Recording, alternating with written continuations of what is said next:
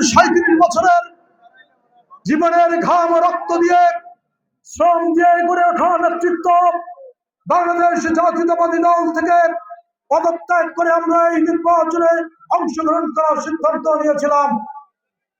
আপনারা জানেন যে এখানে দীর্ঘ 46 বছর ধরে বাংলাদেশ জাতীয়তাবাদী দলের কোন সংসদ সদস্য ছিল না।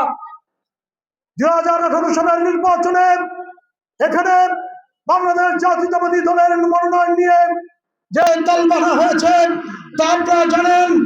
আমরা সকলে জানি বাংলাদেশ জাতীয়তাবাদী দল 2018 সালের মনোনয়নের মধ্য দিয়ে একটি ধ্বংসস্তূপের মুখে দাঁড়িয়েছিল।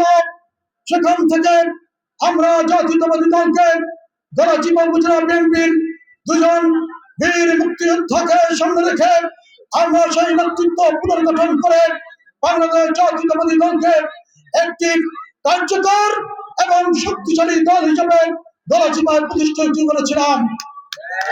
উপজেলার পাশাপাশি পৌরসভায় আমরা 2 জন সভাপতি সাধারণ সম্পাদককে সামনে রেখে আমরা পৌরসভায় দলকে শক্তিশালী করার চেষ্টা করেছি। বিভিন্ন ইউনিয়নে আমরা নেতৃত্ব প্রতিষ্ঠা করে সংগঠনের পাশাপাশি জনপ্রিয়তা অর্জন করার জন্য আমরা নানামুখী পদক্ষেপে জনগণের পাশে থাকার চেষ্টা করেছি।